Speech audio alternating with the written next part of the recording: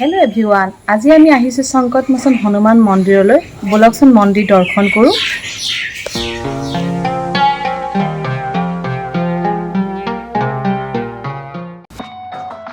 আজি আমি আহিছোঁ ঐতিহাসিক তেজপুৰৰ অন্যতম পুৰণি আৰু পবিত্ৰ স্থান সংকটমোচন শ্ৰী হনুমান মন্দিৰলৈ।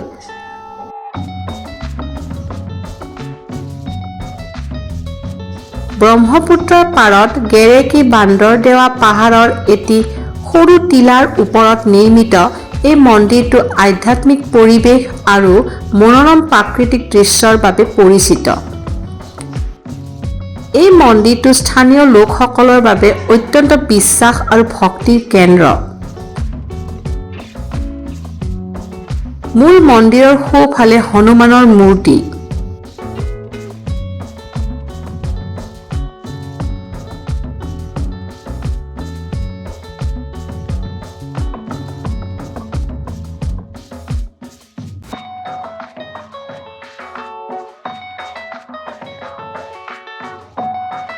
ভিতৰখন বৰ আটক ধুনীয়াকৈ সজোৱা হৈছে।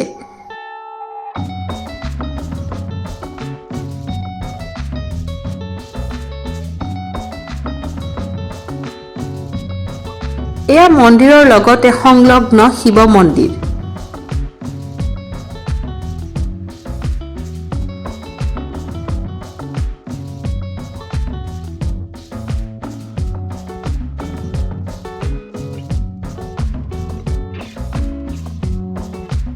মন্দিৰৰ মূল হনুমান মূৰ্তিজনা সোণৰ আছিল, কিন্তু এই স্বৰ্ণ মূৰ্তি চুৰি হোৱাত বৰ্তমানৰ মূৰ্তিজনা স্থাপন কৰা হয়।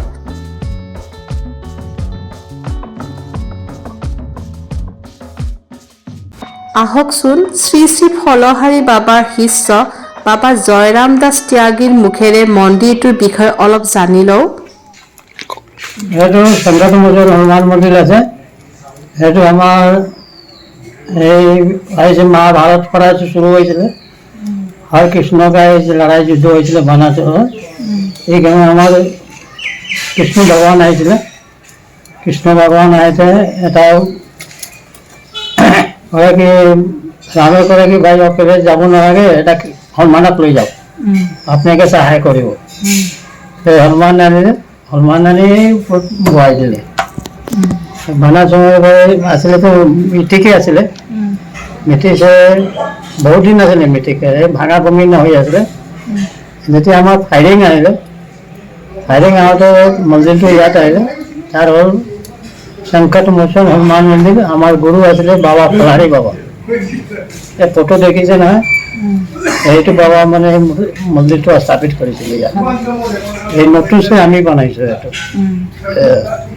এইটো সংকটমোচন হনুমান মন্দিৰ আছে বান্দৰদেৱা পাহাৰ। এনেকে তাৰ মানে বান্দৰকাটা পাহাৰ কয় এইটো। বান্দৰকাটা পাহাৰ। बुरंजीत আছে।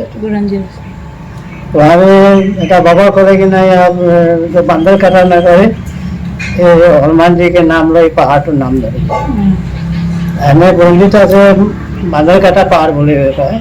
তাৰ পিছত আছে নৰবলি পাহাৰ, এই মিয়া গাঁৱত আছে। এইটো মহাৰাজা সময়ৰ পৰা মন্দিৰটো আছে, ব্ৰিটিছৰ সময়ৰ পৰা। এইসব মূৰ্তি তাৰে আগত এইটো শিৱ মন্দিৰ মূৰ্তি আছিলে ইয়াত। এইসব ভাঙা ভঙি হৈ গ'ল। ফের নয়া আমি স্থাপিত করি, নয়া স্থাপন করেছো। যেনে হনুমানক মানে বিপদ আছে, সংকট আছে, গ্রহ আছে, মানে 5টা গ্রহ আছে। 5টা গ্রহকে কাটিবই। এইটো বাহিৰত দেখিছে ন মূৰ্তিটো, সেইটো খনিকে যাৰ আছে সেইটো খনি কাটে আৰু সুখ শান্তিৰ কাৰণে ভিতৰত আছে। এয়া প্ৰাচীন শিলাখণ্ড। বাবা জয়ৰাম দাস ত্যাগীয়ে জনোৱা মতে এই শিলাখণ্ড দাপৰ যুগৰ বান ৰজাৰ শাসনকালৰে।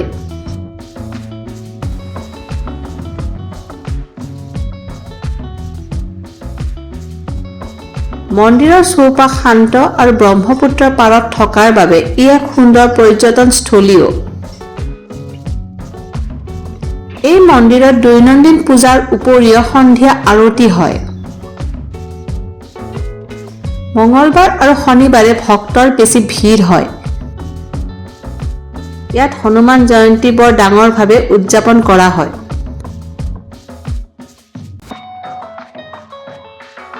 এই ঠাইখিনিক তলগেৰেকী বুলি কোৱা হয়। ইয়াৰ অলপ আগুৱাই গ'লে আমি বিখ্যাত ভৈৰৱী মন্দিৰ আৰু বামুণী পাহাৰ পাম। আজিলৈ আহোঁ, ভিডিঅ'টো কেনেকুৱা পালে জনাবলৈ নেপাহৰিব।